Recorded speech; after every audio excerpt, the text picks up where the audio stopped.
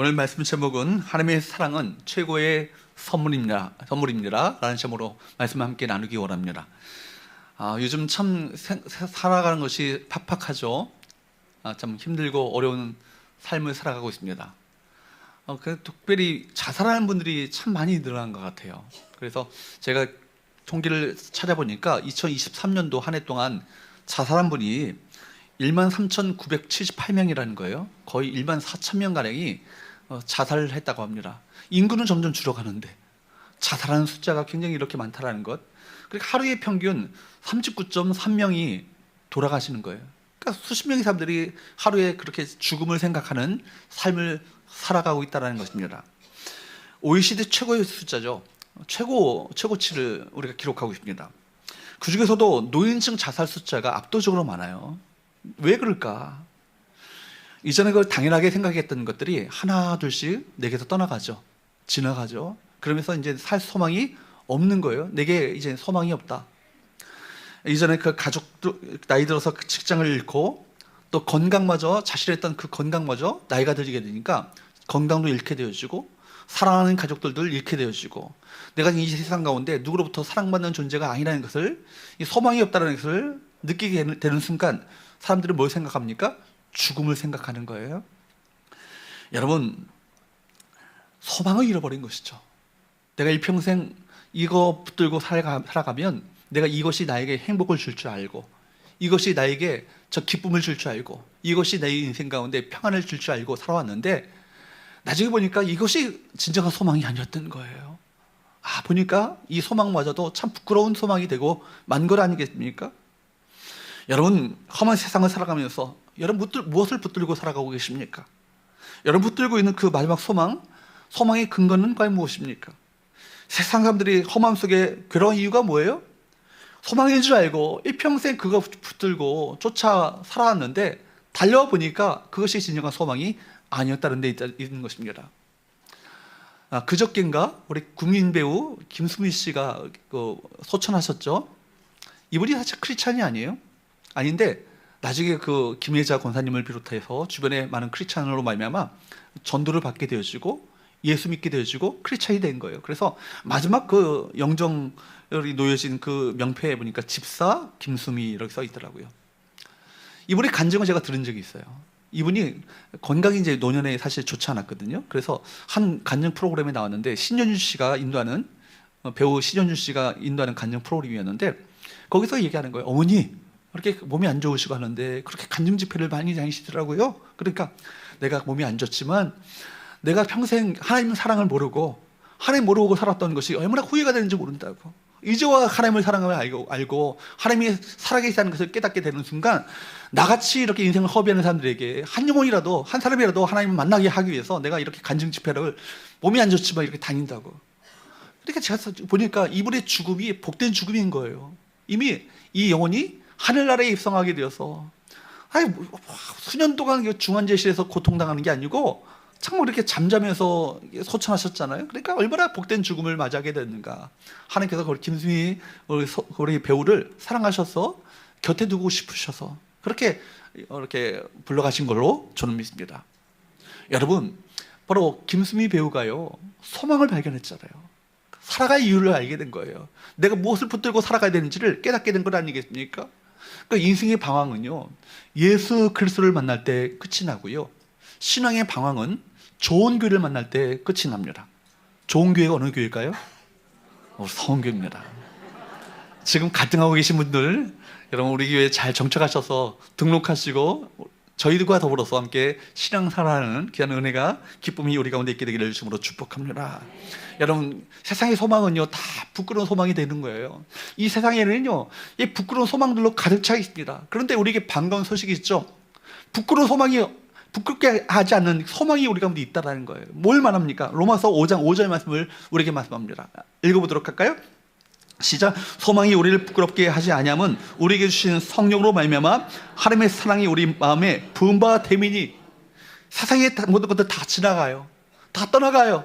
우리에게 영원하지 않은 모든 것들이 우리 가운데 있습니다. 다 무너지고 지나가고 떠나가지만 그러나 영원히 변치 않은 소망의 근거가 있다는 거예요. 뭐예요? 성령으로 말미암아 무엇이? 하나님의 사랑이 우리 마음에 부어졌다고요. 사랑하는 여러분, 하나님의 사랑이 지금도 저와 여러분에게 부어지고 계심을 믿으십니까? 여러분, 이 사랑이 우리 가운데 있음을 여러분 우리 받아들이셔야 되는 거예요. 그래서 여러분, 하나님의 사랑이 우리 가운데 부어지고 있다는 이 사실 자체가, 이것 자체가 희망이고요, 궁극적 소망의 근거 아니겠습니까? 우리가 시련과 환난을 겪을 때 마음에 유혹이 와요. 하나님께서 나를 사랑하지 않는가? 하나님의 사랑을 의심하게 되어지는 유혹을 직면하게 되어지고, 주변 사람들도 너 하나님을 사랑한다고 하잖아. 그런데 하나님이 사랑한다고 하는데 왜 너에게 이런 고통을 허락하시는가? 그래서 조롱하는 때도 있어요. 그럼 마음이 흔들리죠. 근데 그때 여러분, 감정에 휘둘리지 마시고 사실 진리가 무엇인지를 분명히 똑똑히 봐야 합니다. 하나님은 우리를 사랑하신다. 하나님은 우리를 사랑하시는데, 사랑하는 정도가 아니고 하나님의 사랑을 우리 마음 가운데 부어주신다. 이 부어주신다 히브리어 원문을 보면 쏟아 부어주시는 거예요. 폭포수가 쏟아 부어지는 것처럼, 지금 태평양 바다에 바닷물이 다 우리에게, 나에게 쏟아 부어지는 것처럼 쏟아 부어지고 있다는 것을 말씀하고 있습니다. 여러분, 이 사랑이 우리 가운데 확신되어지고, 이 사랑이 우리 가운데 있으면요, 로마서 5장 말씀에 보면 죽음이 우리 가운데 밀려온다 할지라도 흔들리지 않아요. 어떤 고난과 역경이 찾아와도 흔들리지 않아요. 왜요? 하나님이 나를 사랑하시니까. 그죠? 사람들이 날 다 떠나가도 괜찮아. 하나님이 나를 사랑하시니까. 온 우주의 모든 것이 되시는 그분이 나를 사랑하신다는데, 누가 뭐라고 해도 나는 하나님의 사랑받는 존재임을 기억하며 담대하게 그 고난과 역경을 이겨나갈 수 있는 걸 아니겠어요? 사랑하는 여러분, 이 사랑이 우리 가운데 주어짐을 믿으시기를 바랍니다. 이 사랑 앞에 마음문을 활짝 여시고 이 시간 그 사랑을 받아들이시고 수용하신다면 이 사랑의 선물이 저와 여러분의 것이 될 줄로 믿습니다. 먼저 그러므로 세 가지 영적 교훈을 함께 나누기 원하는데요. 첫 번째, 따라할까요? 하나님의 사랑이 신앙의 뭐예요? 출발점이에요. 이게 진짜 신앙생활의 출발점이 뭐로부터 시작되어야 하는 거예요? 하나님의 사랑에서부터, 사랑에 직면하고 사랑을 깨달으며 사랑을 알아가며 사랑을 느끼게 될 때 우리 진짜 신앙이 이것이 자라가게 되는 거예요. 여러분, 그래서 우리 인생의 궁극적 소망도요, 하나님의 사랑이요, 우리 신앙생활의 출발점도요, 하나님의 사랑을 경험하는 것이 바로 출발점이 되어야 하는 것입니다. 20세기의 그 최대의 신학자라고 불려지는 칼바르트라는 신학자가 있어요. 이분이 스위스의 신학자인데, 이분이 미국에 방문하게 됐는데 너무나도 유명한 대신학자다 보니까 많은 기자들이 그에게 찾아왔어요. 그리고 인터뷰를 합니다. 당신이 정말 세계적인 신학자이고 세계에서 가장 유명한 신학자 중에 한 사람인데, 당신이 평생토록 공부하고 연구하며 신학적 그 진리를 찾기 위해서 깨달은 결론이 무엇입니까? 당신이 성경을 통해서 찾아낸 신학적 결론이 무엇입니까? 라고 물었어요. 그랬더니 이분이 이런 얘기를 하는 겁니다. 기자들을 바라보더니만, 하나님이 나를 사랑하셨습니다. 하나님이 나를 지금 사랑하고 계십니다. 하나님이 나를 영원토록 사랑하실 것입니다. 이것이 내가 성경을 통하여 평생토록 발견한 가장 위대한 사실입니다. 이런 고백을 하는 거예요. 그리고 마지막에 이분이 읊조리며 찬양을 부르는데, 날 사랑하시, 날 사랑하심, 날 사랑하심, 성경에 쓰였네. 여러분, 하나님이 날 사랑하신다. 이것과 바꿀 수 있는 세상적인 가장 귀한 것이 있겠습니까? 여러분, 이것보다 더 귀한 놀라운 발견이 있겠어요? 사랑하는 여러분, 하나님이 우리를 사랑하신다는 사실을 발견하는 것보다 더 위대한 발견은 없는 거예요. 하나님께서 우리에게 주신 이 성경에서 하나님의 사랑을 발견하는 것이야말로 가장 위대한 발견 아니겠습니까? 성경에 구약성경 39권이 있고 신약성경 27권이 있는데, 여러분, 성경의 66권을 짜내서 엑기스 한 방울이 뚝 떨어진다면 마지막 남는 것이 있다면 무엇이겠어요? 하나님이 나를 사랑하신다. 서로 인사합시다. 하나님이 당신을 사랑하십니다.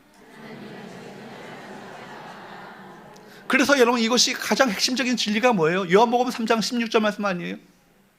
하나님이 세상을 이처럼 사랑하사 독생자를 주셨으니 이는 그를 믿는 자마다 멸망하지 않고 영생을 얻게 하려 하십니다. 그렇다면 이 말씀에서 하나님은 어떤 분이세요? 사랑의 하나님이세요. 여러분, 성경 내용은요, 우리가 하나님을 떠난 인간의 죄악, 인간의 실패, 그럼에도 불구하고 하나님은요, 우리를 포기하지 않으시고 찾고 또 찾으시며 또 찾고 찾으시는 하나님의 그 열정적인 사랑이 기록되어 있는 것이 성경의 메시지예요. 그렇기 때문에 여러분, 우리가 이 죄인이라는 사실을 먼저 직면하게 될 때 이 사랑이 얼마나 놀라운 것인가를 알게 되는 거예요. 여러분에게 묻겠습니다. 여러분은 죄인입니까? 잘 모르는 분들이 계실 것 같아요. 내가 뭐 경찰서 그렇게 다닌 적도 별로 없는데, 내가 그런 뭐 교통 질서 가끔 뭐 끼어들기는 하지만, 그렇게 그런 생각을 하면서 내가 그렇게 죄인이 아닌 것처럼 보이지만, 성경의 메시지는 뭐냐면 우리가 하나님을 떠나는 그 순간부터 죄인이라 말합니다. 창세기 3장의 메시지가 뭐예요? 인간이 하나님같이 되려고 하다가 결국 죄인이 되지 않습니까? 하나님 관계가 죄로 말미암아 단절되었고, 하나님께 나갈 수 있는, 그 하나님께 나갈 수 있는 길을요 스스로 차단하고 만 것이 우리 죄인의 삶 아닙니까? 여러분, 그렇기 때문에 우리가 인간이 의롭게 되어지는 길은요 두 가지가 있어요. 하나는 뭐냐면, 그래서 율법을 주셨어요. 율법을 철저하게 지키면, 다 지키면 우리가 죄를 짓지 않으니까 의롭게 될 수 있지 않겠습니까?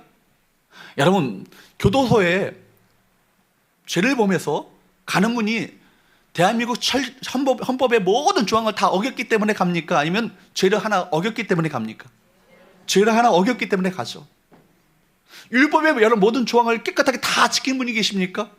심지어 복음서의 말씀에 보면 예수님께서는요, 형제를 미워하는 자마다 뭐 하는 거라고요? 살해한 것이라고 말합니다. 여자를 보고 음욕을 품는 자마다 간음죄를 범하는 것이라고 말합니다. 남의 것을 저 것이 참 좋아 보이고 내 것으로 삼았으면 좋겠다라고 탐을 내는 순간부터, 남의 것을 이미 마음 가운데 그런 마음을 품는 순간부터 도둑질하는 것이라고 말합니다. 그렇다면 여러분, 우리가 죄를 안 짓고 살아가는 사람이 있겠어요? 다 죄투성이죠. 한 가지라도 어기면 다 죄인이 되는 건데, 성경은 뭐라고 하냐면 죄를 범한 자마다 사망이 이른다고 말합니다. 율법의 죄를 범한 자마다 사망이 이르기 때문에 우리에게는 소망이 없는 거예요. 하나님께 나갈 길이 없는 거예요. 그런데 하나님께서 또 다른 길을 허락하셨는데, 우리 모든 죄에 대한 형벌을 대신 지고 십자가에 달려 돌아가실 그분을 우리 가운데 허락하신 거예요. 누구예요? 예수 그리스도께서 십자가에 우리 죄를 대신하여서, 우리가 당해야 될 지옥의 심판을 대신하여 그분이 당하심으로, 그분의 은혜를 믿기만 하면 살 길이 열리고 영생의 길이 열리고 하나님께 나갈 수 있는 길이 열린 것 아니겠습니까? 이것이 복음의 메시지예요. 여러분, 그러므로 여러분, 사랑의 하나님, 이것은 말로만 할 수 있는 모호한 개념이 아니고요, 철학적 개념이 아니고, 사랑을 우리 가운데 직접 보여주시고 나타내 보이신 이 사건이 무엇입니까? 예수 그리스도의 십자가인 것입니다. 그래서 여러분, 요한복음 3장 16절 말씀을 다시 한번 보십시오. 읽어보도록 합니다. 시작. 하나님이 세상을 이처럼 사랑하사 독생자를 주셨으니. 여기까지요. 여러분, 세상을 어떻게 사랑하셨다고요? 이처럼 사랑하셨대요. 이처럼이라는 말에는 어마어마한 사건이 있는 거예요. 여러분의 가장 소중한 아들이 있으시죠? 소중한 따님이 계시죠? 자녀가 있으시죠? 자녀가 없는 분이라 할지라도 사랑하는 가족이 있을 거예요. 그 가족을 내 원수와 바꿀 수 있겠습니까? 없어요. 사랑하는 사람을 위해서 기꺼이 내가 대신 죽어줄 수 있지만, 그러나 원수를 위해서 내 아들과 바꿀 수 있는 그 사랑은 없는 거예요. 근데 우리를 그렇게 사랑하셨다는 거예요. 이처럼 사랑하사. 그렇기 때문에 사랑은요, 사랑을 우리 가운데 주셨다고요. 사랑하사 주셨으니 두 가지 동사가 있잖아요. 하나님이 세상을 이처럼 사랑하사, 한 가지 동사고, 그 다음에 사랑하셨기 때문에 어떻게 하셨다고요? 독생자를 주셨으니.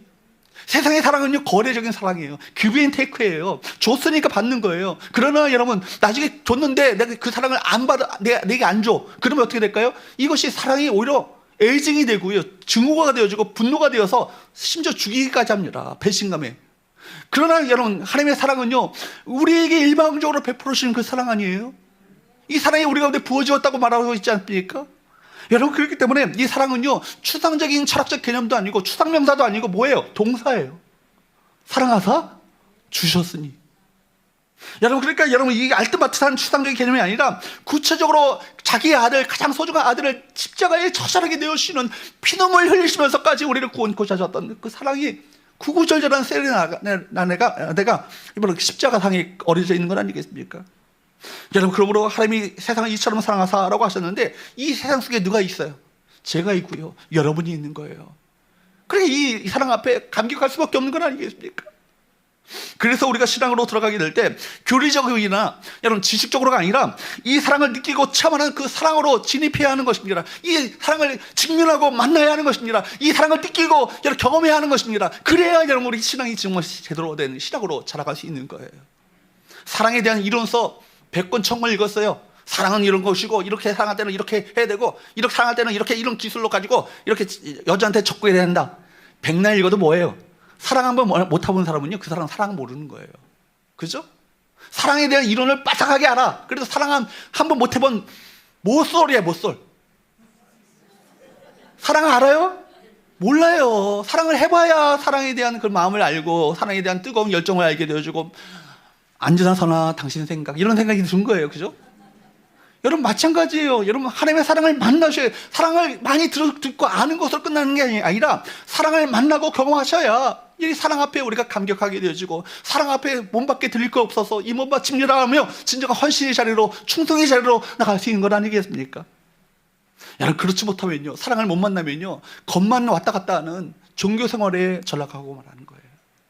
그래서 여러분 요한일서 4장 10절 말씀에 보면 사도 요한이 뭐라고 그래요? 사랑이 진짜 사랑이 여기 있다고, 진짜 사랑이 여기 있다고 말합니다. 뭐라고 합니까? 한번 읽어보도록 할까요? 시작. 사랑은 여기 있으니 우리가 하나님을 사랑한 것이 아니요 하나님이 우리를 사랑하사 우리 죄를 속하기 위하여 화목제물로 그 아들을 보내심이라. 우리 죄를 용서하시기 위해서 대신 십자가에 죽게끔 화해 제물로 화목 제물로 예수님을 십자가에 내어주셨대요. 이게 이 사랑이야말로 진짜 사랑이 아니겠는가? 여기 있다고 말하고 있는 거 아니겠습니까? 여러분 이 사실 앞에 무엇이 와닿았어요? 그러니까 십자가는요 분석해서 알 수 있는 것이 아니에요. 눈물을요 화학적으로 분석해 보세요. 뭐가 남을까요? 여러분 뭐 소금 정도가 나오고 여러분 물 정도가 나오겠죠. 여러분 그 외에 여러분 그 눈물이 화학적으로 분석한들 무슨 의미가 있겠습니까? 그 의미를 모른다면 안타까운 일 아니겠어요? 부모의 사랑을 분석하고 평가하고 여러 값어치를 매긴다 한들 그 사랑을 여러분 그를 우리가 분석한다 할지라도 그 사랑은 모르는 거예요. 사랑은요 그저 그냥 가슴에 와닿는 거예요. 마음을 열고 그 사랑을 받아들이는 거예요. 그래서 로마서 5장 8절 말씀에 보면 뭐라고 말씀합니까? 시작. 우리가 아직 죄인 되었을 때 그리스도께서 우리를 위하여 죽으심으로 하나님께서 우리에 대한 자기의 사랑을 어떻게 하셨다고요? 확증하셨느니라. 여러분 가슴 쉽게 말해서 가슴 깊이요 확 꽂아 놓으신 거예요. 뭘요? 하나님의 사랑을 여러분 가슴에 깊이 꽂아 놓으신 거예요. 그 사랑은요 우리가 죄인 되었을 때 아들을 대신하여 죽게 하시는 사랑입니다. 신앙의 출발점 어디 있다고요? 여기 이 사랑으로부터 출발돼요. 이 사랑을 직면하셔야 합니다. 여러분 그리고 자식도요 부모의 사랑을 깨닫는 순간에 철이 들어요. 여러분 엄마의 위력이 뭐예요? 자식의 모든 것을 덮는 강력한 사랑의 힘 아닙니까? 사랑의 그 파워가 어디에 있어요? 엄마의 사랑에 있어요. 삐뚤어진 자식이라 할지라도 그 사랑 그 모든 것을 덮어주고 용납하며 품어주는 것이 엄마예요. 삐뚤어진 자식이요 그 사랑을 만나게 되면요 그 사랑 앞에 녹아지는 거예요. 원래부터 엄마의 사랑이 없었을까요? 부어지고 있었죠. 몰랐을 뿐인 거예요. 그렇죠? 그래서 가슴에 정면을 부딪히지 않았기 때문에 엄마한테 끊임없이 반항하고 막 엄마를 향해서 막 소리 지르고 그랬는데 창들하지 말라고 막 그랬는데 어느 순간에 그 엄마의 사랑을 느끼고 참하게 됐을 때 그 엄마 앞에서 마음이 열리고 녹아지고 끼어진 것 아니겠습니까? 이 하나님의 사랑이 정면으로 부딪히지 못한 사람은요 교회에 나와도요 신앙의 의미를 몰라요. 신앙생활이 뭐 이렇게 재미도 없는데 이렇게 교회 나오라고 우리 박 권사님 이렇게 맨날 전화질을 하고 하는지 모르겠다고 이렇게 하지 않겠어요? 왜 그래요? 뭐 신앙을 만나지 못하니까 사랑을 만나지 못하니까 신앙생활이 재미없는데 뭐 저 사람들이 뭐 좋다고 저렇게 꾸역꾸역 이렇게 다닥닥 붙어가지고 이렇게 좁은 예배당에 앉아 있는가? 여러분 심장하네요. 그 하나님의 사랑이 피할 수 없도록 관통해야 합니다. 여러분 그래서 말씀드린 것처럼요 로마서 5장 말씀에 보면 하나님의 사랑이 우리 가운데 부음바되니 똑똑 떨어지는 게 아니라요 폭포수처럼 부어진다고요. 여름날에 여러분 한번 하늘이 열린 것처럼 그렇게 막 비가 쏟아질 때가 있잖아요. 와이프가 필요 없어요. 와이프 소용없어. 그죠? 와이프에도 앞이 보이지 않아요. 우산이 있으면 우산이 다 막아낼 수 있어요? 옆으로 보는데 그 온몸에 다 그 비 앞에 젖게 되는 건 아니겠습니까? 나야가라 폭포 앞에 여러분 그 밑에 들어가서 안 젖겠다고 여러분 우산 쓰고 있어 보세요. 안 젖을까요? 그럴 수 없는 거 아니겠어요? 마찬가지예요. 여러분, 아무리 우산을 가지고 가려고 해도 결국 다 적금하는 것입니다. 그 마찬가지로 하나님의 사랑이 우리 영혼을 뚫고 지나가는 놀라운 이 은혜가 우리 가운데 있어야 되는 거예요. 그럴 때 우리 인생 가운데 이게 인생이구나, 이게 정말 하나님의 사랑이구나, 이게 정말 신앙생활이구나, 이래서 사람들이 정말 모든 것을 다 포기하고 정말 주를 위해서 살겠노라고 그렇게 결심하는구나, 이걸 깨달아지는 은혜가 있는 거예요. 이론적으로 하나님의 사랑을 믿고만 있는 분이 계시다면, 그렇게 답답한 신앙생활을 하고 계신 분이 계시다면, 세상을 살아가셔서 당신의 가장 소중한 독생자를 내어주셨던 이 사랑을 직면하시고 만나시고 경험하시며 만지고 체험하는, 느끼는 귀한 은혜가 우리 모두에게 있게 되기를 주님으로 축복합니다. 여러분, 두 번째, 그렇기 때문에 여러분, 뭐만이 진짜 사랑이에요? 하나님의 사랑만이 진짜 사랑이에요. 따라합시다. 하나님의 사랑만이 진짜 사랑이다. 하나님의 사랑만이 진짜 사랑이라는 얘기는, 세상의 사랑은요 다 일시적이고 지나가고 순간적인 사랑이라는 거예요. 여러분, 세상의 그 팝송 중에서도 엔들리스 러브라는 그 찬양이 아니라 팝송이 있어요. 그런 찬양, 라이오넬 미시아, 누구지? 갑자기 생각이 안 나네. 다이아나 로스하고, 그죠? 그 다이아나 로스하고 그 불렀던 그 노래가 있잖아요. 그러면 제가 학교 다닐 때 참 그 노래 좋아했어요.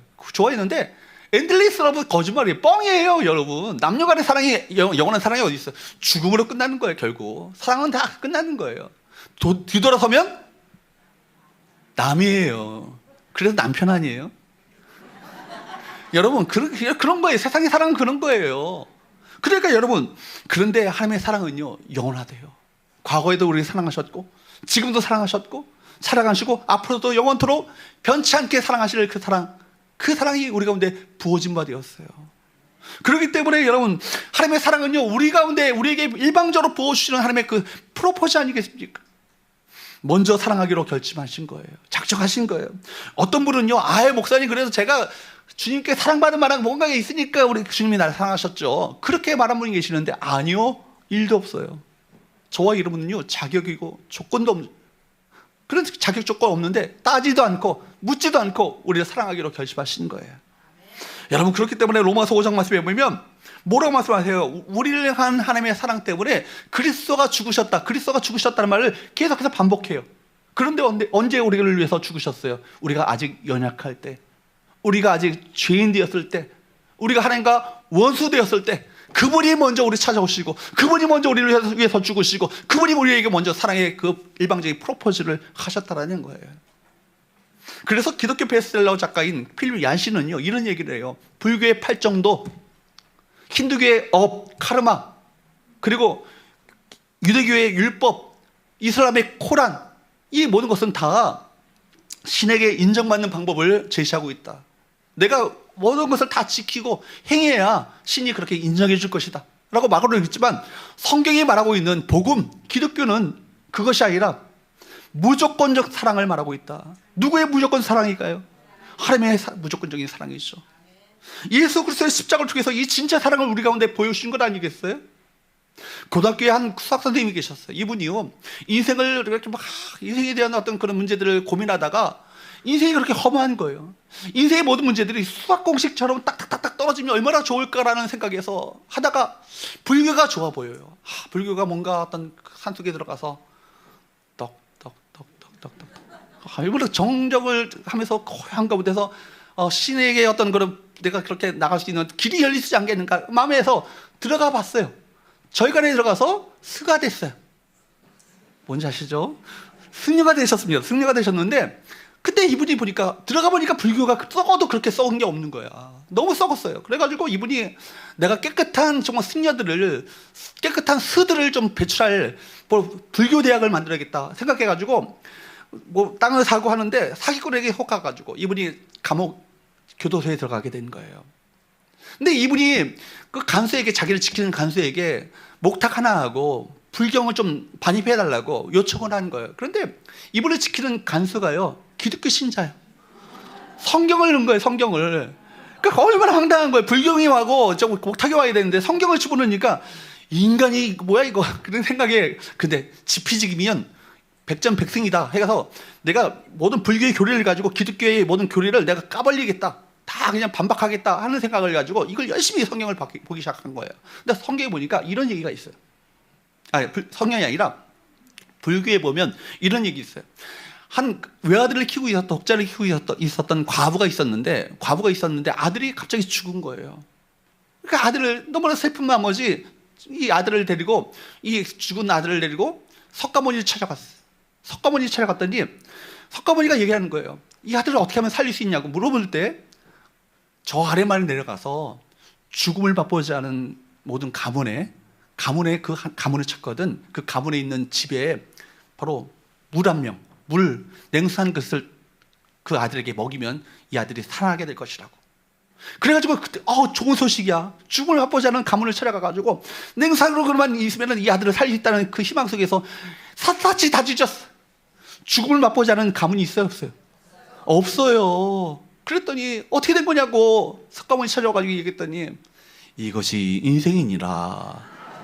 죽음을 생명처럼 받아들이면 된다는 얘기 아니겠어요? 그러니 이것이 불교의 교리예요. 근데 똑같은 얘기가 있잖아요. 이분이 마태복음, 마가복음, 누가복음을 읽는 가운데 조금씩 마음이 열리는 거예요. 인생의 모든 진리가 여기에 좀 있는 것처럼 느껴져요. 마음이 이상해져요. 그런데 누가복음에 와서 어떤 얘기가 나와요? 똑같은 얘기가 나와요. 과부의 아들이 죽었어요. 과부의 아들이 죽었는데 이 과부의 아들을 사계를 메고 지나가는 이 과부의 아들의 슬픈 마음을 보시고 우리 주님께서 그를 불쌍히 여기사 어떻게 하셔요? 청년아 일어나라. 이것이 인생이니라가 아니라 청년아 일어나라 하니까 청년이 어떻게 됐어요? 살아났어요. 그러니까 이 사실을 통해서 큰 충격을 받게 되는 거예요. 인생의 궁극적 의미, 죽음을 깨치고 생명을 주는 이 종교를 내가 믿어야겠다는 마음의 결심을 하게 되는 것입니다. 예수 그리스도가 어떤 분이세요? 석가모니의 무덤도 다 있고 유교의 공자의 무덤도 다 있지만 예수의 무덤은 없는 거예요. 죽음에서 부활하신 분이시니까. 부활의 첫 열매가 되셔서 우리 또한 죽어도 살겠고요. 죽어도 살아나는 놀라운 부활의 약속이 우리 가운데 있는 것이 기독교 신앙 아니겠어요? 그래서 이분이 기독교 신자가 되기로 결심을 해요. 그리고 신학교에 들어갔어요. 총신대학교 신학대학원에 들어가서 졸업하고 목사가 되었어요. 그래서 지금 살아계신지 모르겠는데 불교도들에게 복음을 증거하는, 예전에는 해경 스님이었고 지금은 김성하 목사님으로 되신 목사님의 이야기입니다. 여러분, 이분이 쓴 책이 있는데 극락의 불나비. 책이 그거예요. 책 제목이 극락의 불나비. 과거에 극락의 불나비와 같은 인생을 살았다는 얘기 아니겠어요? 여러분, 그렇기 때문에 여러분 이분이 생각하는 것이 그거예요. 정말 바로 예수 그리스도만이 바로 이를 통해서 주신 하나님의 사랑을 직면하고 만나는 순간 이 인생이 달라지게 되어지고 인생의 가치관과 인생관, 비전 자체가 달라진 것 아니겠어요? 그래서 사도 요한이 말해요. 4장 10절 말씀에 보면, 요한일서 4장 10절 말씀에 보면 사랑이 여기 있다고. 여러분, 이 사랑이 여기 있으니까 이 사랑을 만나야 된다고 지금 사도 요한이 외치는 얘기 아니겠습니까? 우리가 하나님을 사랑한 것이 아니고, 내가 하나님을 먼저 사랑한 것이 아니고 그분이 먼저 우리를 찾아오셨고 그분이 먼저 우리를 사랑하셨다고. 여러분, 그러면서 바로 요한복음 3장 16절 말씀에 보면 하나님이 세상을 이처럼 사랑하사 독생자를 주셨으니, 그러면서 17절 18절 말씀을 보십시오. 뭐라고 합니까? 17절 18절 말씀을 보십시오. 시작. 하나님이 그 아들을 세상에 보내신 것은 세상을 심판하려 하심이 아니요 그로 말미암아 세상이 구원을 받게 하려 하심이라. 그를 믿지 않는 자는 심판을 받지 아니하는 것이요 믿지 아니하는 자는 하나님의 독생자의 이름을 믿지 아니함으로 벌써 심판을 받은 것이니라. 하나님께서 예수님을 왜, 무엇 때문에 이 세상에 보내셨대요? 세상을 심판하시기 위해서 보낸 것이 아니라 뭐라고요? 구원하시기 위해서 이 세상에 예수님을 보내셨다고요. 물론 이제 구원의 문이 마냥 열린 건 아니에요. 지금은 열려 있지만 언젠가 닫힐 때가 있죠. 이 세상의 재림의 주님으로 이 땅 가운데 오실 때 세상을 심판하시게 될 거예요. 그러나 아직 은혜의 문은 열렸습니다. 기회의 문이 열렸습니다. 지금 여러분들이 이 사랑을 받아들이시면 하나님의 자녀가 되시는 놀라운 축복과 특권이 우리 가운데 주어지게 되는 거예요. 여러분, 그렇기 때문에 여러분, 우리가 인생 가운데 헛되고 허탄한 것들 붙들고 살다가 그렇게 인생을 망하는 길로 가는 것이 아니라 진정한 참된 소망이 무엇인지를 알아야 되지 않겠습니까? 허탄한 것들 붙들고 이것이 내 인생에 행복을 줄 줄 알고 그거 붙들고 살아가는 인생들 마지막에 어떻게 돼요? 장망성으로 가잖아요. 장망성, 장차 망망성으로 가는 거예요. 여러분 보십시오. 독수리가 힘이 있고 아주 발톱의 힘도 강하고요. 웬만한 짐승도 끌어올릴 정도로, 그래 소도 끌어올릴 정도로 그렇게 강한 힘을 갖고 있는 것이 독수리예요. 날개는요 태양을 향해서 날아올 때 폭풍우를 거슬러 올라갑니다. 얼마나 날개가 크고 여러분 그 날개 힘이 얼마나 강력한지. 그런데요 조류학자들이 이상한 거예요. 폭포에 휩쓸려서 죽는 경우가 있다는 거예요. 독수리가 왜 폭포에 날개 치고 하늘로 올라갈 수 있는 그 힘을 갖고 있는 독수리가 왜 폭포수에 휩쓸려서 왜 죽는가라는 것을 연구하게 됐어요. 한 이상한 현상을 관찰하게 됐는데 자세히 관찰하다 보니까 하늘을 날던 독수리가요 강을 따라 떠내려오는 먹이를 봤어요. 그래서 날아와요. 그래서 먹이를 먹는 거예요. 그런데 먹이를 위해서 열심히 뜯어먹는 장면을 포착하게 됐는데 문제는 뭐냐면 그 먹이를 뜯어먹느라고 폭포가 점점 가까운지도 모른 채 계속 뜯어먹고 있는 거예요. 그러다가 폭포에 휩쓸려서 죽고 마는 그런 어처구니 없는 불상사가 벌어지고 마는 거예요. 여러분 인생이 이와 같아요. 주님 믿지 않는 사람을요 그냥 놓아두면요 폭포에 떨어져 죽는 독수리와 같은 그 처참한 인생이, 비참한 인생이 되고 마는 건 아니겠습니까? 여러분 세상과 함께 살아가는 사람을요 가만히 놓아두면 결국 멸망할 길로 치닫는 거예요. 그러나 하나님은 멸망길로 가는 우리를 불쌍히 여기서 누구를 보내셨다고요? 독생자 예수를 보내셔서 우리에게 살 길을 열어주셨어요. 하나님의 영광에 이르는 길을 열어주셨습니다. 생명의 길로 우리를 인도하셨습니다.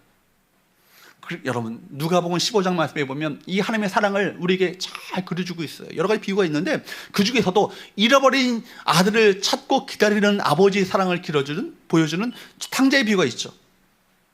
탕자의 비유가 있는데 거기에 보면 아버지의 재산을 가지고 집 나간 아들 허랑방탕해서 다 허비하고 말아요.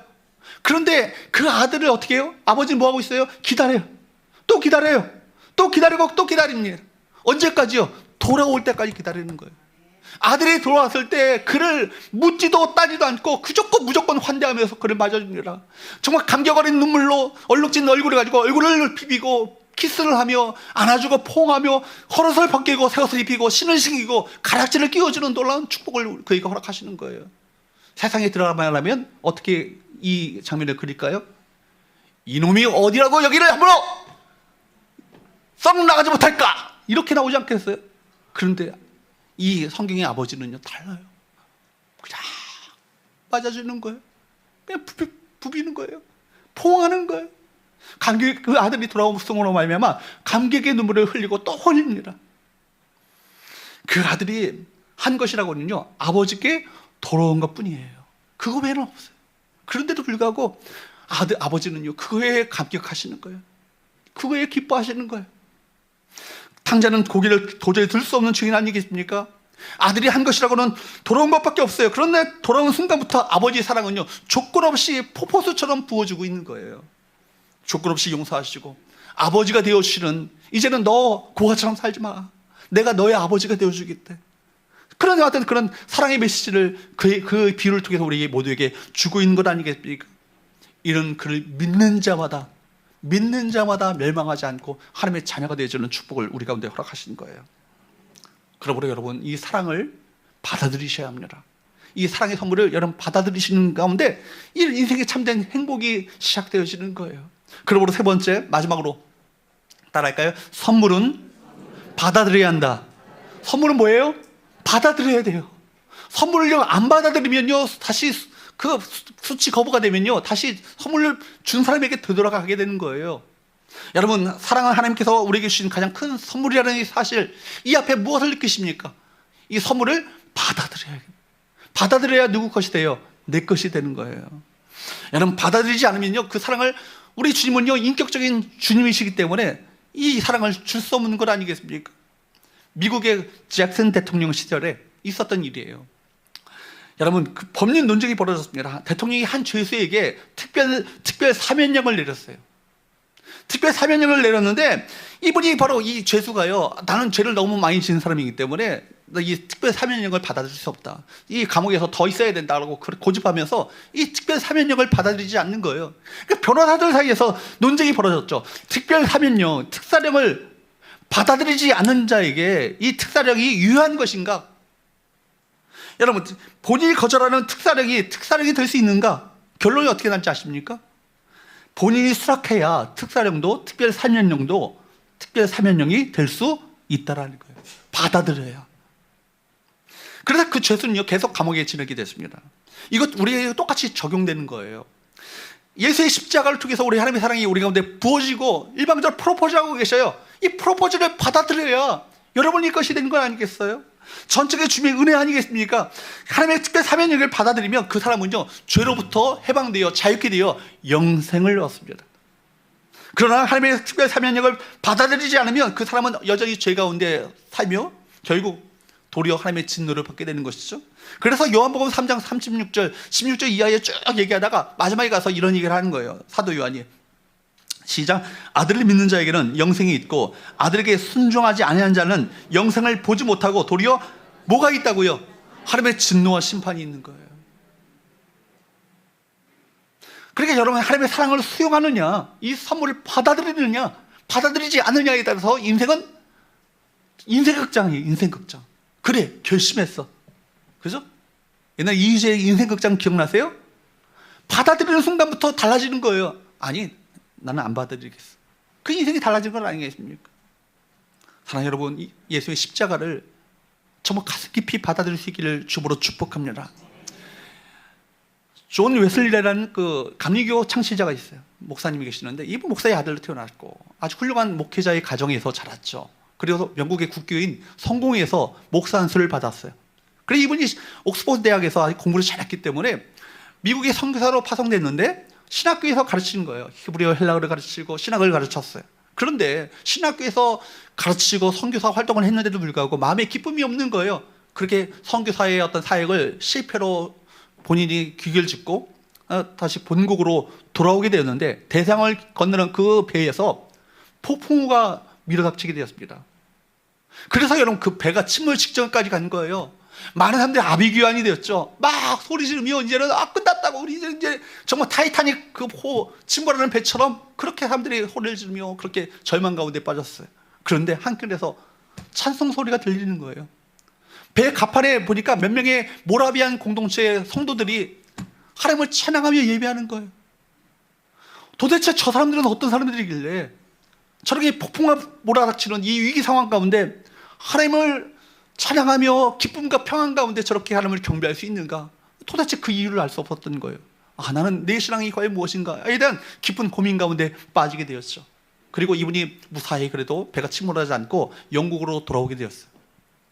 영국의 런던에 올더스게이트 그 거리를 걷는 가운데 한 교회당에서 들려오는 찬송 소리를 듣게 되었어요. 발걸음이 그 교회당으로 자연스럽게 옮겨지게 되었습니다. 근데 거기서 강릉에서 조그만 교회예요. 조그만 교회에서 목사님이 말씀을 전하는데 말씀도 설교를 하는 게 아니고 마침 루터의 설교문입니다 하면서 그냥 설교문을 읽는 거예요.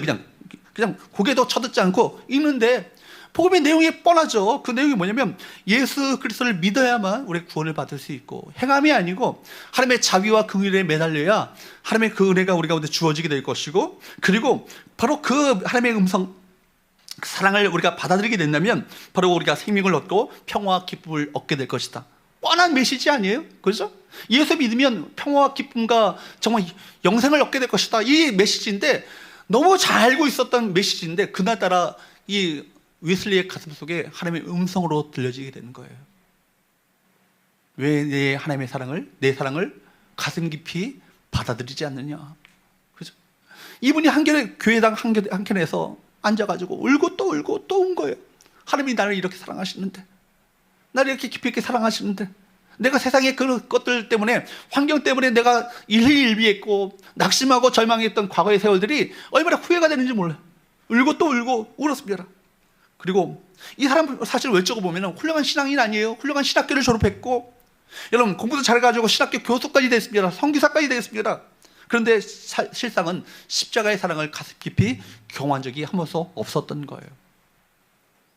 그러나 여러분 1738년 5월 24일 그의 나이 35세 때 비로소 진정으로 하나님의 사랑을 만나게 되어지고 중승한 크리스찬이 되어서 이분을 통해서 여러분 영국교회 위대한 부흥의 역사가 일어나게 되는 건 아니에요.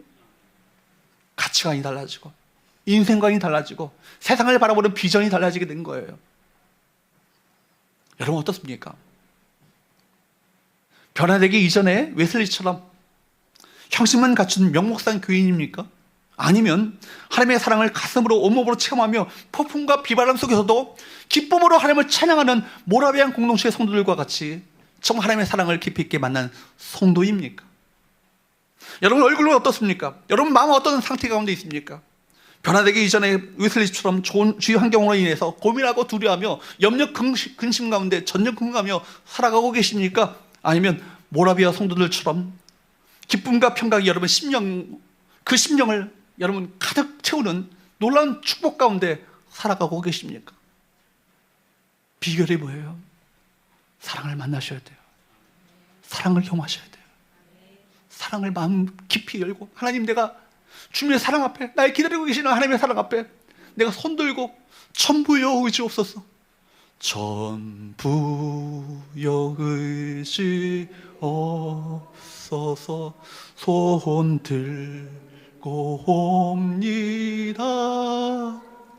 주 나를 외면하시면 나 어디 가리까. 내 죄를 씻기 위하여 피 흘려 주시니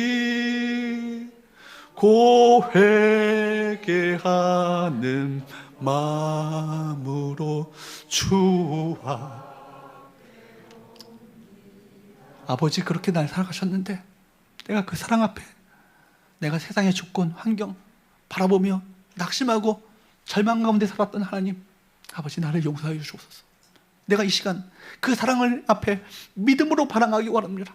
그 사랑에 감격하여서 이제는 내가 세상 것들 위해서 썩어질, 부끄러워질 소망을 붙들고 살 것이 아니라 정말 부끄럽지 않은 영원한 아버지의 사랑을 붙들고 내가 그 소망 가운데 살기를 원합니다. 믿음으로 고백하는 저와 여러분 되시기를 주님으로 축복합니다. 여러분 오늘 말씀은 뭐라고 말씀하고 있어요? 하나님이 사랑하신대요. 이 사랑을 이처럼 사랑하신대요. 이 사랑이 여기 있대요.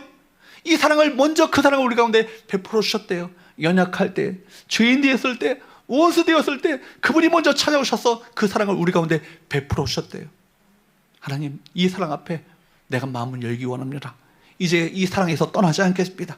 이 사랑 붙들고 어떤 환경과 어떤 낙심되어지는 환경 가운데 있다 할지라도, 문제 가운데 있다 할지라도 낙심하지 않고 주님 사랑 확인하면서 사랑 붙들고 믿음으로 승리하는 삶을 살기 원합니다 라고 고백하는 우리 모든 성도들 될 수 있기를 주님으로 축복합니다. 다 함께 일어서서 우리 바다 같은 주의 사랑, 이 시간 우리 바다 같은 주의 사랑이 부어지고 있잖아요. 그렇죠? 여러분은 하나님께 어떤 존재입니까?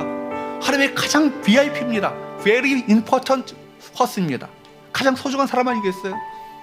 여러분 그 사랑이 우리 가운데 부어지고 있어요. 사랑이 그 쏟아지고 있습니다. 이 사랑 앞에 내가 믿음으로 반응하겠습니다. 고백하는 마음을 가지고 찬양하기 원합니다.